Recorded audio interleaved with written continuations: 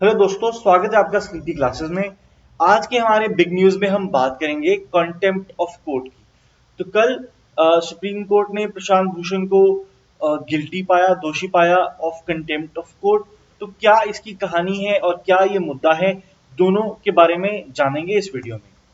तो सबसे पहले तो प्रशांत भूषण ने दो ट्वीट्स किए थे, राइट। सबसे पहला ट्वीट 29 जून को था, जब उन्होंने ट्वीट किया चीफ जस्टिस ऑफ इंडिया की जो फोटो थी हार्ले डेविडसन के ऊपर, राइट, वो वायरल हो गई थी। उस फोटोग्राफ के कॉन्टेक्स्ट में उन्होंने ट्वीट किया कि CJI rides a 50 lakh motorcycle belonging to a BJP leader at Raj Bhavan Nagpur without a mask और helmet at a time when he keeps the Supreme Court in lockdown mode, denying citizens their fundamental right to access. Right? इसके साथ एक और उनका criticism था कि पिछले 4 chief justice जो रहे हैं, उनका टेन्योर, उनका रेन ऐसा रहा है कि अगर हिस्टोरियंस कभी इंडिया की डेमोक्रेसी के बारे में कुछ लिखेंगे तो पिछले 6 साल का जो टेन्योर है इन इन 4 चीफ जस्टिस का, इसके बारे में लिखा जाएगा कि फॉर्मल इमरजेंसी के बिना भी सुप्रीम कोर्ट का रोल अहम रहा इंडिया में डेमोक्रेसी डिस्ट्रॉय करने के लिए। तो काफी sharp, biting, strong words Prashant Bhushan के इन हिज ट्वीट्स। तो सुप्रीम कोर्ट ने इस पर्टिकुलर केस में प्रशांत भूषण को guilty of contempt of court पाया in the hearing of the case.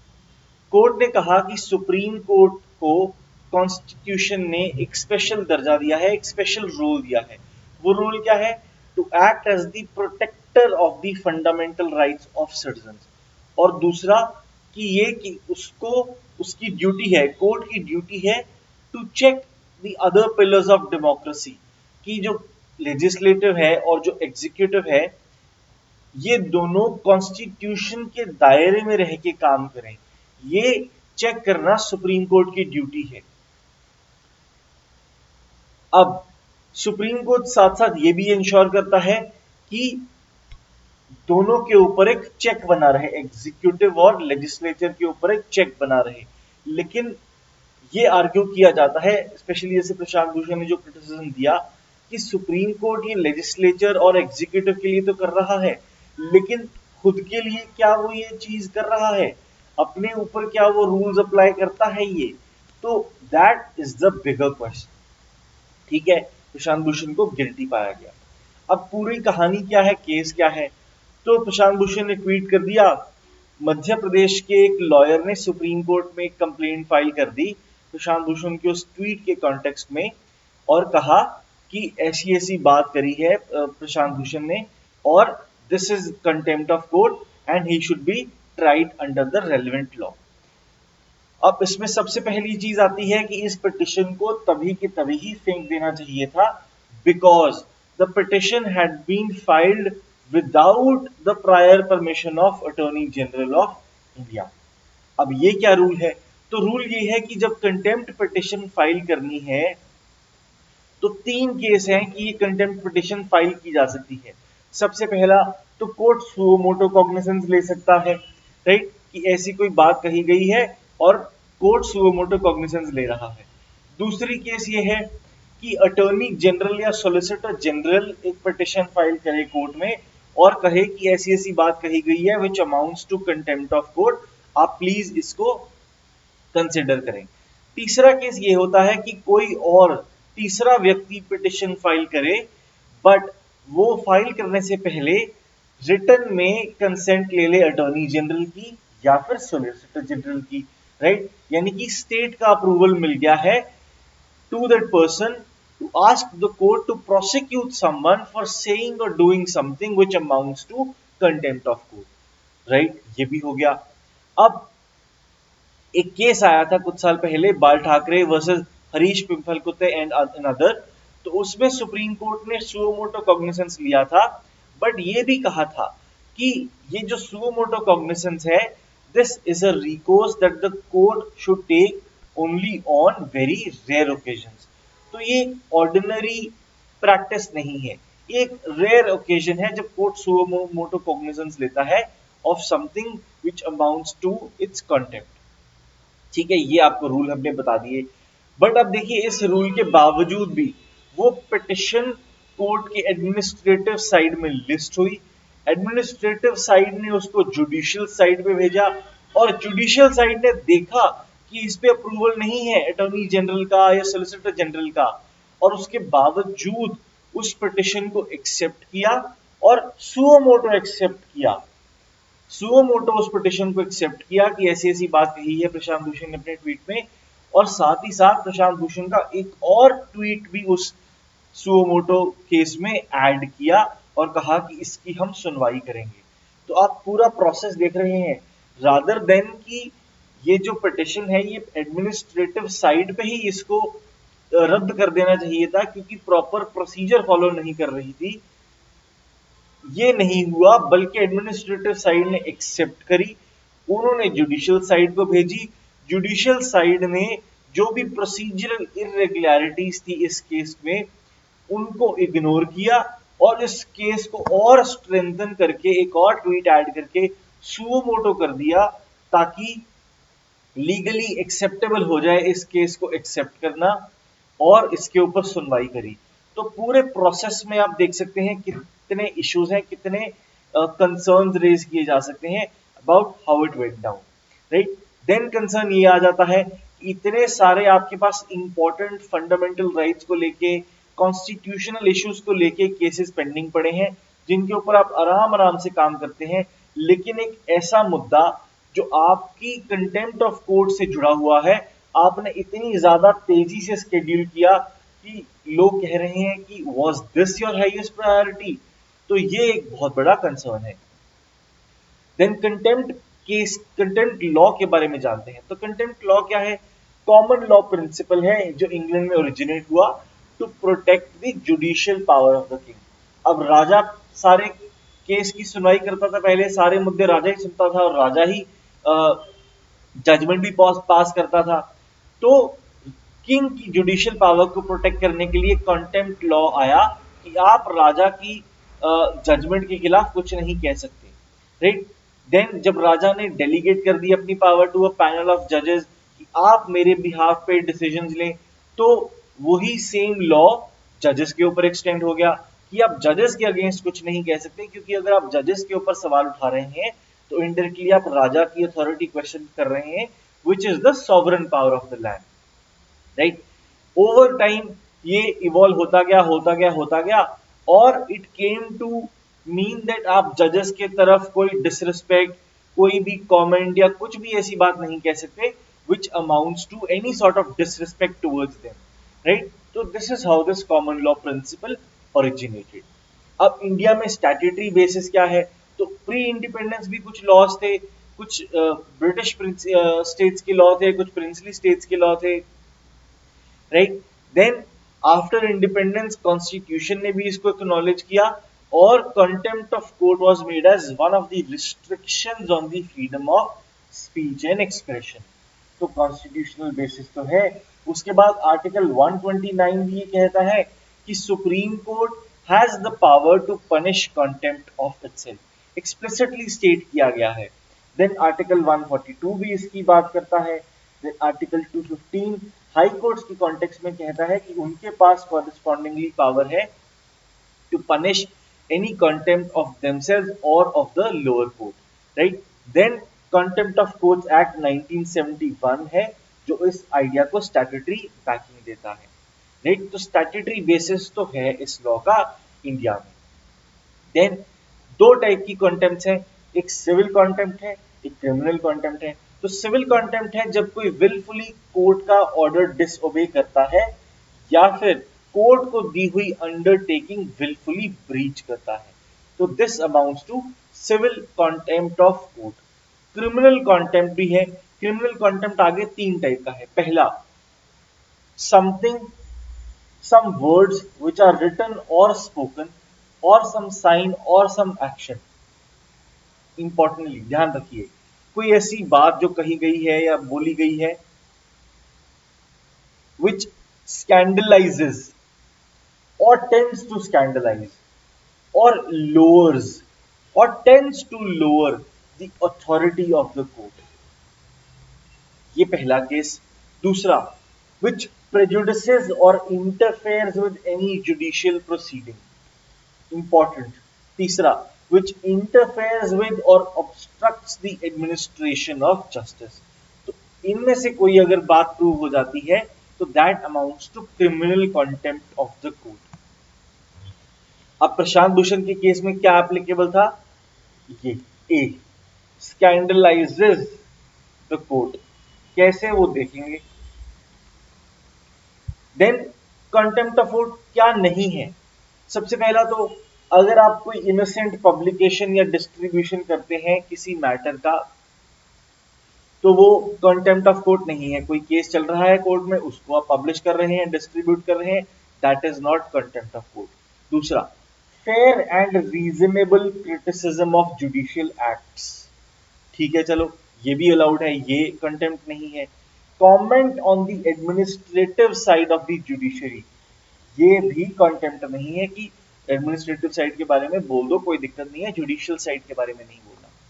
Then fair and accurate reporting of judicial proceedings, right, यही चीज जो हमने पढ़ी, publication and distribution of matter. Fair criticism on the merits of a judicial order after a case is heard and disposed of, ये भी contempt नहीं है।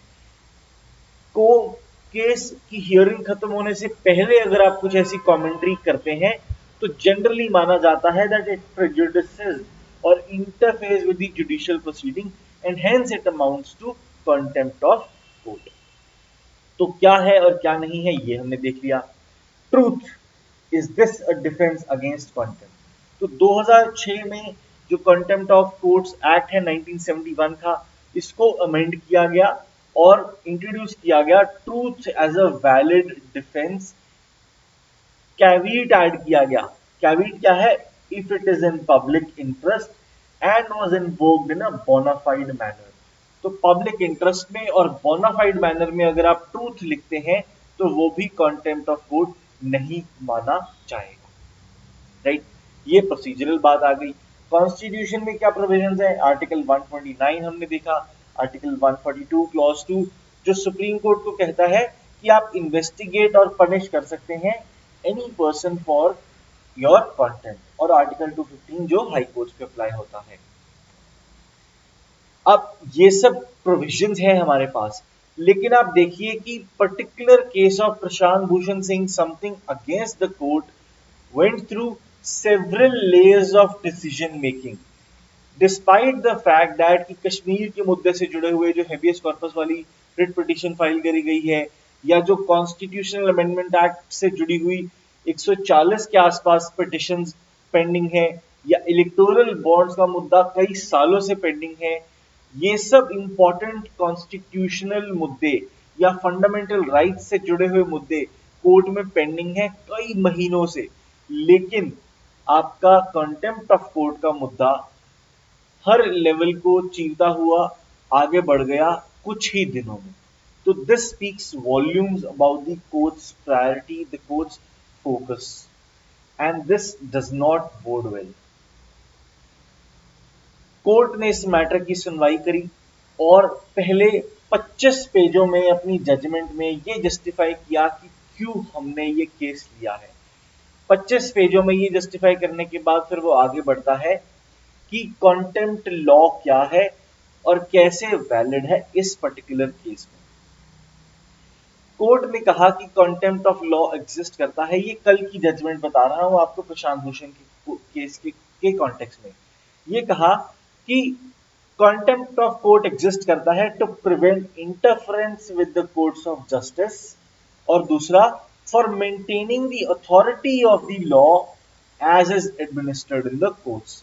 उन्होंने कहा कि कंटेम्प्ट इसलिए एग्जिस्ट नहीं करता कि जजेस को एक शील्ड ऑफर करे against imputations against them as individual, कि आपकी इंडिविजुअल कैपेसिटी में अगर कुछ आपके अगेंस्ट बात कही गई है उसको प्रोटेक्ट करने के लिए ये contempt of court law exist नहीं करता, बल्कि कोई भी ऐसी बात कही जाए या लिखी जाए जो पूरे कोर्ट की अथॉरिटी लोअर करे, उस चीज के अगेंस्ट प्रोटेक्ट करने के लिए contempt of court law exist करता है।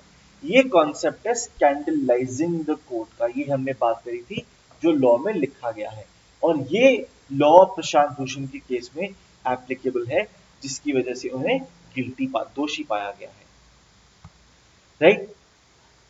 अब इसमें अगेन एक इंटरेस्टिंग कैविट है।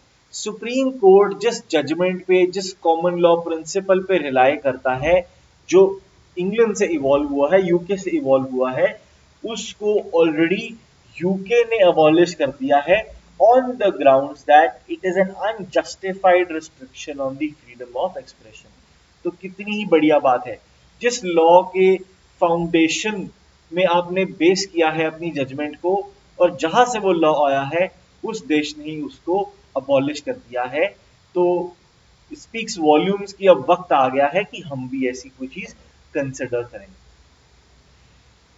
ये था प्रशांत भूषण का पहला ट्वीट 29 जून को। इसके केस में सुप्रीम कोर्ट ने कहा कि जो पहला पार्ट ऑफ द ट्वीट है, ये वाला, कि CJI rides a 50 lakh motorcycle belonging to a BJP leader at Raj Bhavan Nagpur without a mask और हेलमेट, इसके बारे में कोर्ट ने कहा कि हम कोई कमेंट नहीं करेंगे, बिकॉज ये क्रिटिसिज्म है which has been made against the chief justice of India as an individual and not him as the chief justice of India. तो इसके बारे में हम बात ही नहीं करेंगे, हम इस कोर्ट को एक प्लेटफॉर्म नहीं बनाएंगे पॉलिटिक्स डिस्कस करने का, तो this is not something that we'll discuss. दूसरे पार्ट के ऊपर कोर्ट ने ऑब्जेक्शन ली। दूसरा पार्ट क्या कहता है, at a time when he, यानी कि the chief justice of India, keeps the supreme court in lockdown mode, denying citizens their fundamental right to access justice. So this has been levied against Shri S.A. Bobde in his capacity as the Chief Justice of India.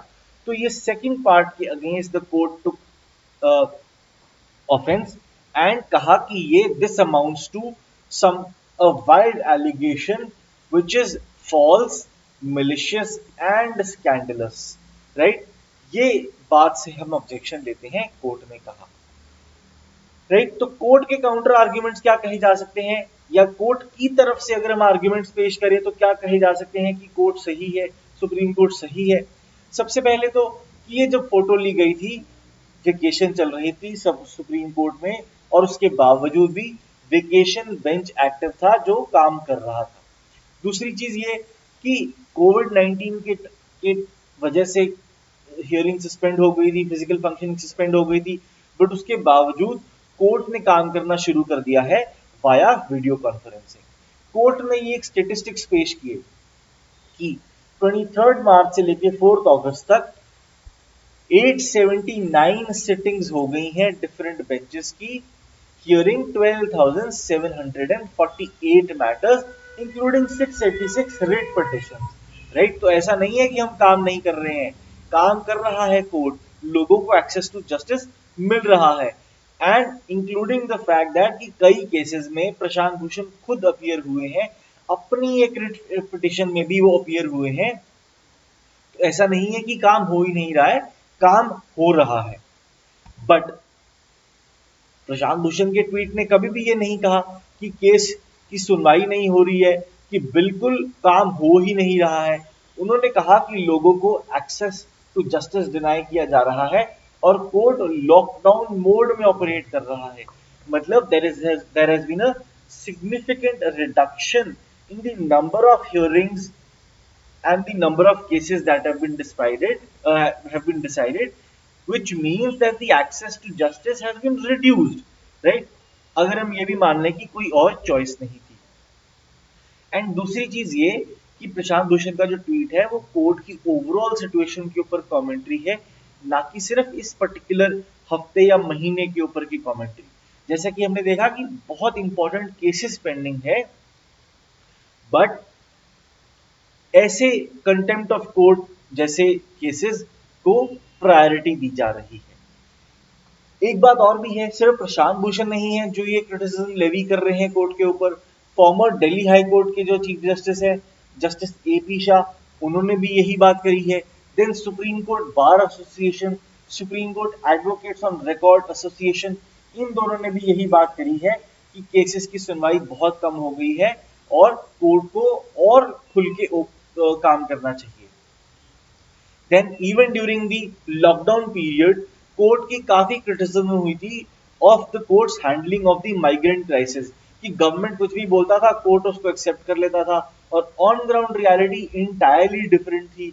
और court के role को काफी question किया गया था कि क्यों आपने और ज्यादा अर्जेंसी नहीं दिखाई और ज्यादा गवर्नमेंट को पुश नहीं किया कि वो अपनी रिस्पॉन्सिबिलिटी निभाए। और ये क्रिटिसिज्म कोर्ट की करी former justice of the supreme court Madan Lokur ने, लेकिन उनके खिलाफ कोई ऐसा कंटेम्प्ट केस नहीं फाइल किया गया। आफ्टर ऑल उन्होंने भी कोर्ट की क्रिटिसिज्म करी। तो ये क्वेश्चनेबल चीजें हैं कि किसी केस में आप मान रहे हैं कंटेम्प्ट है, किसी केस में आप नहीं मान रहे हैं। देन प्रशांत भूषण ने अपने रिप्लाई में जब उनके अगेंस्ट ये प्रोसीडिंग्स फाइल हुई एक 142 पेज का रिप्लाई एफिडेविट फाइल किया था, जिसमें उन्होंने इनफ एग्जाम्पल साइट किए थे जो उनकी ट्वीट को जस्टिफाई करते थे। बट जजेस ने, ऑनरेबल जजेस ने उस पूरे एफिडेविट को कंसिडर भी नहीं किया while they were writing their own judgment. Now this seems a very obvious thing to do, but court ने उसको कंसिडर भी नहीं किया। On the other hand government कुछ भी बोल दे, माइग्रेंट क्राइसिस को लेके कुछ बोल दे, जम्मू कश्मीर में गवर्नमेंट रिस्ट्रिक्शंस को लेके बोल दे, कुछ भी किसी भी केस में कोई भी अंडरटेकिंग दे दे गवर्नमेंट, कोर्ट उसको अनक्वेश्चनिंगली एक्सेप्ट कर रहा है डिस्पाइट द फैक्ट दैट दो स्टेटमेंट्स में बी ब्लेटेंटली अनट्रू, राइट। तो ये बहुत ही एक क्वेश्चनेबल चीज है कि आप एक केस में जहां पे आपको सवाल करना चाहिए आप कर नहीं रहे हैं, दूसरे केस में आप बिल्कुल तवज्जो भी नहीं दे रहे हैं जो कि जवाब फाइल किया गया है, राइट। ये एक बड़ी क्रिटिसिज्म है। देन प्रशांत भूषण ने पिछले 4 चीफ जस्टिस के टेन्योर को लेके भी ट्वीट किया, अब उसके भी हमारे पास एग्जाम्पल हैं। सीजीआई कहर के टाइम पे कलिखो पुल सुसाइड नोट केस था। देन सीजीआई दीपक मिश्रा के टाइम पे असाइनमेंट ऑफ सेंसिटिव केसेस था कि कोई पर्टिकुलर केस पर्टिकुलर जजेस को जा रहा है for favourable verdicts. CJI Gogoi की राज्यसभा रिटायरमेंट एक बड़ा कंट्रोवर्शियल इशू है after he retired from the court. Then CJI Bobde के टाइम पे कश्मीर केसेस और माइग्रेंट क्राइसिस का जो मुद्दा है ये बड़ा कंट्रोवर्शियल मुद्दा है। तो ग्राउंड्स तो हैं उनके पास, जो भी उन्होंने बात कही वो कहने के लिए कि कंट्रोवर्सीज तो उठी हैं, मीडिया में चर्चा तो हुई है, बट प्रशांत भूषण के खिलाफ भी कंटेम्प्ट के केस फाइल किया गया, ये क्वेश्चनेबल बात है। आपको थोड़ा सा कॉन्टेक्स्ट दे दें, राइट। हमने बात करी कि 12,678 केसेस कोर्ट ने सुने, 686 रिट पिटिशंस फाइल करी। हमारे पास कंपैरेटिव डेटा नहीं, हमें कंपैरेटिव डेटा नहीं दिया कोर्ट ने पिछले साल का ये डेटा देते हुए। कोर्ट ने ये 2020 का डेटा दे दिया, लेकिन 2019 का क्या डेटा है हमारे पास नहीं है, क्योंकि कोर्ट ने दिया नहीं। जो हमारे पास डेटा अवेलेबल है वो ये है कि इस साल 2020 की अप्रैल में 357 केसेस ही सिर्फ लिस्ट किए गए।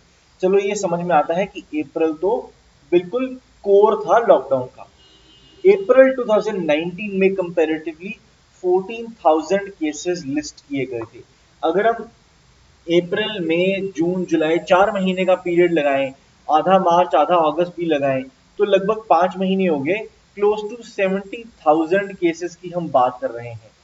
ऑन दी अदर हैंड इस साल 12,000 केसेस की बात हो रही है। तो देखा जाए डिफरेंस तो बहुत है, राइट।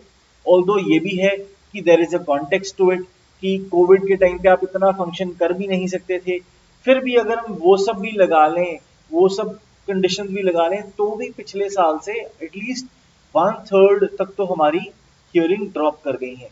तो एक्सेस टू जस्टिस रिड्यूस तो हुआ है, राइट। वही बात है कि आपके ऊपर ओनस आ जाता है, कोर्ट के ऊपर ओनस आ जाता है कि जब वो सुनवाई करे तो किन केसेस को प्रायोरिटी दे, किन किन केसेस को इग्नोर कर दे, राइट।